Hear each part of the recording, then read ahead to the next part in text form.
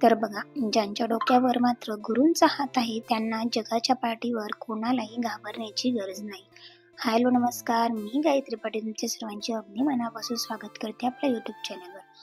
तर इथे छान असे अभिषेक करून देवपूजा माझी सुरू आहे. तर त्याचबरोबर सुरुवातीला आधी महाराजांचा अभिषेक करते आहे, पुरुष सूक्त, स्त्री सूक्त म्हणून. यानंतर लगेचच मी आता स्त्री यंत्रावर सुद्धा अभिषेक करत असते, तो म्हणजे स्त्री सूक्ताचा. नंतर आपण महादेवाच्या पिंडीवर रुद्राचा अभिषेक करतो, ज्याच्यामुळे ते तीर्थ घेतल्यानंतर आपल्याला बऱ्याच आजारांपासून मुक्तता मिळते, मनाला शांती मिळते आणि आपण निरोगी होत असतो. तर बघा, आपण स्वामींच्या सेवा केंद्रामध्ये म्हणजेच आपल्या केंद्रामध्ये आपण 108 आरतीला उपस्थित का राहत असतो किंवा का संकल्प घेत असतो. तर बघा, आरती म्हणजे आतरतीने दिलेली हाक.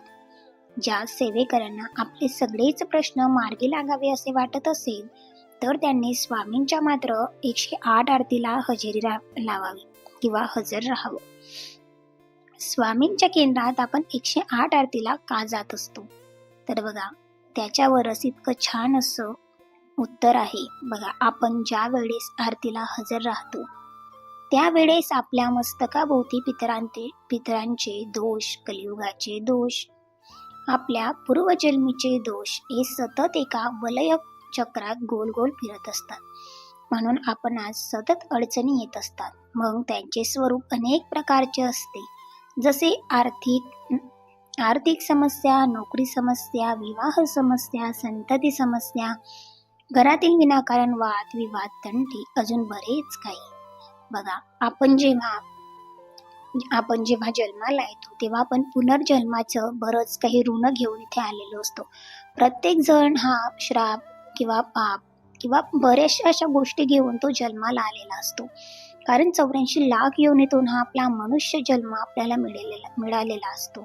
आणि पण ज्या वेळेस आपले काही प्रश्न मार्गी लागत नाही किंवा सतत अडचणी येतात, मात्र त्यावेळेस जर आपण 108 आरतींचा संकल्प केला तर निश्चितच आपलं जे काही आहे मार्ग तो मोकळा होईल. बघा, अजून बरेच असे वादविवाद घरात असतात. ज्या वेळेस आपण आरतीला उभे असतो त्यावेळेस देवतांची, गुरूंची, महाराजांची दृष्टी त्या वलय चक्रावर पडते आणि ते दोष हळूहळू मात्र आपले कमी होऊ लागतात. काहींचे दोष जर कमी असतील तर त्यांना लवकरात लवकर हा फरक जाणवतो, मात्र काहींना थोडा वेळ सुद्धा लागू शकतो. कारण आपले दोष, आपले कर्म किती जास्त आहे याच्यावर आपलं जे काही आहे ते पुढचा मार्ग निश्चितच लागत असतो. म्हणून कमीत कमी 108 आरत्यांना तरी खंड न पडू देता हजेरी लावावी. जसजसे आपले 108 आरती पूर्ण होत जातात तसे आपले सगळेच प्रश्न मात्र महाराज, गुरु, माऊली मार्गी लावत असतात. आणि हे तितकंच महत्वाचं आहे. आपण म्हणतो, मी सुद्धा मागे 108 आरतींचा संकल्प केला होता. तर संकल्प करून जर आपण घेतल्या तर निश्चितच लवकरात लवकर जो काही आपला प्रश्न आहे तो मार्गी लागतो. नाहीतर मग आमच्या केंद्रामध्ये बऱ्याच अशा लेडीज किंवा मी सुद्धा, आम्ही दररोजच्या एका आरतीला तरी हजरच राहतो, जेणेकरून त्यामुळे सुद्धा आपले प्रश्न मार्गी लागतील. मग तुम्ही संकल्प करा किंवा नको करा, पण जर प्रश्न तुमचा विकट असेल, मार्ग मिळतच नसेल, निश्चितच तुम्हाला त्यावर काही कळत नसेल, तर अशा वेळेस मात्र तुम्ही 108 आरतींचा संकल्प निश्चितच करू शकतात. तर बघा, इथे देवपूजा वगैरे झाली, देवघर सुद्धा छान दिसत होतं, फुलं वगैरे सर्व अर्पण केली, छान आरत्या केल्या. त्याच्यानंतर दुपारी सर्व कामं आवरले. 2च्या नंतर ही सर्व भांडी घासून घेतली, कारण ही सुद्धा कामे तितकेच महत्त्वाची आहेत. देवपूजेची भांडी मी 8 दिवसातून किंवा आठवड्यातून घासत असते, जेणेकरून छान अशी चमचमीतच राहतात आणि लवकर घासली जातात. मग जास्त वेळ सुद्धा मला त्याच्यावर लागत नाही आणि हातही आपला दुखत नाही. तर भैया पावडर जी आहे त्याच्याने मी घासत असते, लवकर निघून जातात. कारण आठवड्यातून एकदा, म्हणजे ती जास्त खराबही मी होऊ देत नाही. त्याच्यानंतरचं काम होतं म्हणजे इथे मला दळण बनवून घ्यायचं होतं. हे जर काम आपण केलं ना तर निश्चितच आपल्याला 1 महिना तरी आराम असतो. म्हणून थोडं जास्तीचं दळण मी ते बनवत असते, कारण बाहेर घेऊन जायचं असतं आहोंना आणि मग पुन्हा कोणी जात नाही, म्हणून थोडं जास्तीचं दळण इथे बनवण्यासाठी घेतलेलं होतं. जरी गहू स्वच्छ असले, घरून अगदी छान असे उन्हात तापवून आणलेले असतात, स्वच्छ असतात, त्यांना काही गाळायची गरज नसते, तरी सुद्धा एक वेळेस मी त्यांना छान असं या चाळणीच्या साह्याने गाळून घेत असते, जेणेकरून अगदीच ते व्यवस्थित राहावे आणि व्यवस्थित क्लीन झाले ना का पीठही तितकंच छान नाही, तर मग काही काही कचरं सुद्धा असतं किंवा माती सुद्धा असते, धूळ असते आणि एक दोन जर काही त्याच्यात धनूर वगैरे असले ते सुद्धा चाळणीतून निघून जातात. म्हणून एक हात मात्र निश्चितच मारून घेते. संध्याकाळी बघा इथे 4-4:30ला माझी कामं सुरू होती आणि छान असा हा गॅलरीचा मला यूज करता येतो. आता तर 2 ते 3 कुंड्या सुद्धा याच्यामध्ये लावलेल्या आहेत, ज्याच्यातून फुलं येतात आणि ते सुद्धा मी तुमच्यासोबत ब्लॉगच्या माध्यमातून शेअर करते का छान छान अशी फुलं सुद्धा येत आहेत.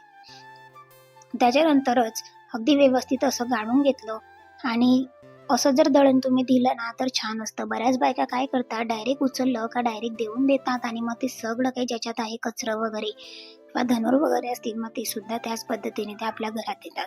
पण असं करू नये. एक हात आपण असा व्यवस्थित चाळून घ्यायचा, कारण प्रत्येक गोष्ट ही आपल्या आरोग्यासाठी चांगली असते, वाईट असते ही आपल्याला एक वेळेस खात्री करून घेणे तितकीच गरजेची आहे. सकाळी ते छान असं ऊन असतं, तोपर्यंत घरातली कामे असतात, काही वाळवणाचं ठेवायचं असतं ते सुद्धा ठेवून घेते.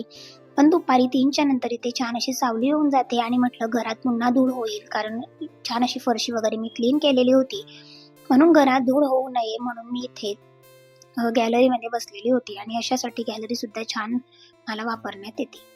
तर बघा, तुमच्या आयुष्यात जर बरेचसे काही प्रश्न असतील, काही मार्ग तुमचा लागत नसेल किंवा आता येणाऱ्या हे नवीन वर्षाच्या कालावधीत तरी निश्चितच तुम्ही 108 आरत्यांचा संकल्प घ्या. ज्याच्या घराजवळ केंद्र आहे त्यांनी निश्चितच 108 आरत्यांचा संकल्प घ्या आणि मग मला सांगा का तुमचा प्रश्न हा 108 आरत्या होण्याच्या आधीच संपलेला असेल किंवा तुमच्याजवळ जास्तीच प्रश्न असतील किंवा तुमचा मार्गच लागत नसेल, तुमच्या सेवाही होत नसतील, तर मग अशा वेळेस तुम्हाला 108 आरत्या झाल्यावरच त्याचा जो काही अनुभव आहे तो मिळतो.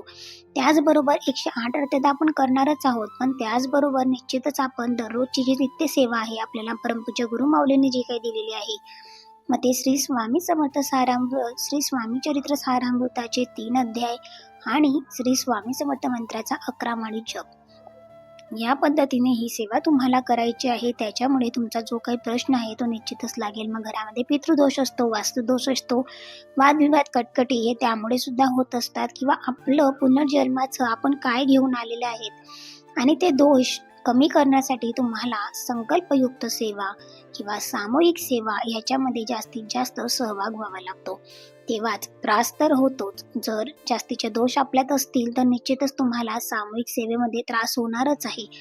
पण त्या त्रासातून जर तुम्ही थोडेसे दिवस तो त्रास सहन केला तर येणारे पुढचे दिवस हे निश्चितच तुमच्यासाठी चांगले असणार आहे. हे काम इथे करून घेतलं. आज थोडे लवकरच आले होते म्हणून इथे फुल ब्लॉग मी शूट केला नव्हता, मात्र एक मिनी ब्लॉग शूट केलेला होता. दिवसभराचं कामं होते, दिवसभर अजिबात वेळ नव्हता आणि इथे आणि मी छान असा संध्याकाळी अद्रकवाला चहा घेतला, कारण आज लवकर आले होते म्हणून म्हटलं संध्याकाळच्या चहामध्ये मात्र आज आहोंची कंपनी होती. आणि जे काही मी कप आणलेले होते मॉलमधून ते सुद्धा तुमच्यासोबत शेअर करते.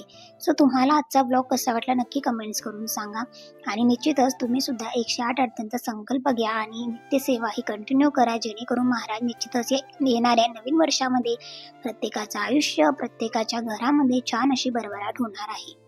तर ब्लॉग कसा वाटला नक्की सांगा. पुन्हा भेटेल अशाच एका छानशा व्हिडिओमध्ये. तोपर्यंत सर्वांना श्री स्वामी समर्थ. आणि बघा, न्यू कप होते आणि छान वाटतं, त्याच्यामध्ये लवकरच चहा थंड सुद्धा होतो. पुन्हा भेटेल उद्याच्या ब्लॉगमध्ये.